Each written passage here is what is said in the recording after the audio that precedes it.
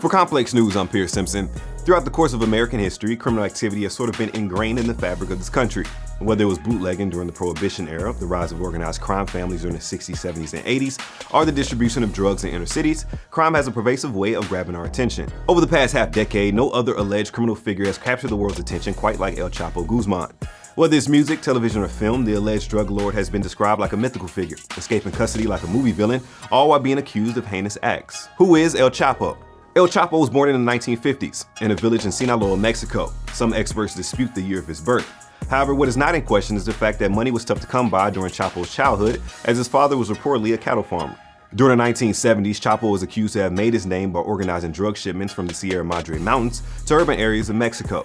That reportedly transitioned to Chapo working for the Guadalajara cartel in the 1980s. When the Guadalajara cartel began to splinter due to criminal prosecution of some of their top leaders, it's been reported that the organization split its territory, leading the way for Guzman to allegedly build up the Sinaloa cartel. Prosecutors in his current trial have accused Guzman of heinous activities that involve torture and murder. Guzman is also accused of laundering approximately $15 billion worth of drug money. How did he get caught? In 1993, the Sinaloa cartel was in a vicious war with the Tijuana cartel. So vicious that the Tijuana cartel opened fire on a car they believed contained Chapo. However, it was Cardinal Archbishop of Guadalajara, Juan Jesus Posadas, who was in the car. The vehicle was riddled with 14 bullets. The incident caused outrage throughout all of Mexico, resulting in a widespread attempt from the Mexican government to crack down on cartel violence, and their investigation included the Catholic Church. El Chapo fled to Guatemala but was later captured and sentenced to 20 years for his involvement in drug trafficking. During his first prison stint, it's alleged that Chapo still ran his enterprise behind bars for nearly a decade before his first escape about 8 years after being convicted. Facing extradition to the United States, Chapo escaped through a series of elaborate tunnels in January of 2001. It's been reported that he spent nearly $3 million to have these tunnels crafted, along with paying off officials and guards to make his escape possible. Those that were bribed are currently behind bars. It took more than 3 years for Mexican and United States authorities to recapture Guzman. It had been reported that Guzman was bold during his escape, allegedly eating out at gourmet restaurants in plain sight and paying for everyone's tab when he's finished. Recaptured. In February of 2014, one of El Chapo's bodyguards, Carlos Manuel Ramirez, was under investigation by the United States government, and his cell phone was tracked to a hotel. At that very same hotel, Chapo was apprehended. Fast forward a year and a half later to July of 2015, and El Chapo is once again on the run. His men allegedly built a mile-long tunnel that ended in his cell shower. He allegedly rode a makeshift motorcycle down a tunnel to freedom. Mind you, this was a maximum security facility, and unedited video suggests that the guards ignored the loud banging of El Chapo escaping his cell.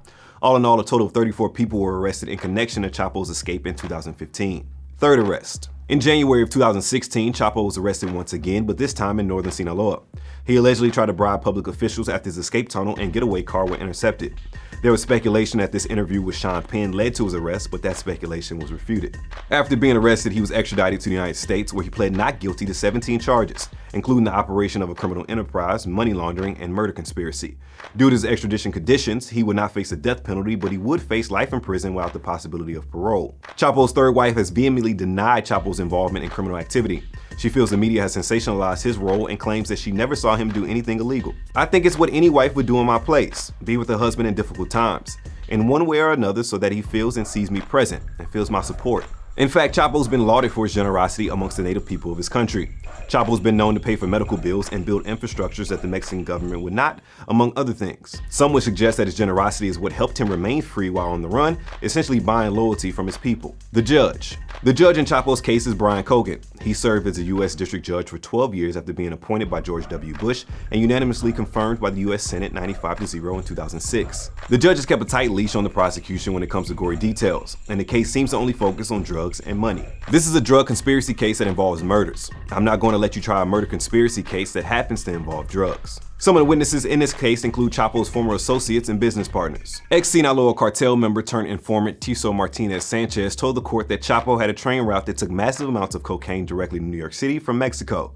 Sanchez claimed the cartel made anywhere between $500 and $800 million from this operation. Pedro Flores, a Chicago drug dealer turned informant, says he recorded El Chapo making a drug deal. The tape was played in open court, though the defense tried to cast doubt on the tape's legitimacy. Flores says he met Guzman for the first time. He noticed a naked man chained to a tree as Chapo's associates drove him up a driveway to chat with the alleged drug lord. When they finally met, Flores said Chapo made fun of his jean shorts, saying, "With all that money, you can't afford the rest of your pants." Notorious Colombian trafficker turned witness Jorge Milton Cifuentes Villa claimed that Chapo used to buy ingredients needed to make meth from Villa's brother and sister. Although Villa initially declined to help Guzman due to the drug's harmful effects, he eventually caved and got down with his siblings in helping Chapo because he saw all the money they were making. Another witness is Jesus Zambada Garcia, an accountant and former leader of the Sinaloa cartel. He claims he had a corruption budget of about $1 million per month and gave millions of those dollars to a Mexican president to secure the transportation of drugs through Mexico City. However, some of his testimony was inadmissible. The prosecution is reported to have over 100,000 audio recordings that connect El Chapo to numerous crimes. Time will tell if the charges will stick, but for now, El Chapo is facing an uphill battle. For the latest on this story, among others, be sure to keep it locked to Complex News by subscribing to us on YouTube. For Complex News, I'm Pierce Simpson.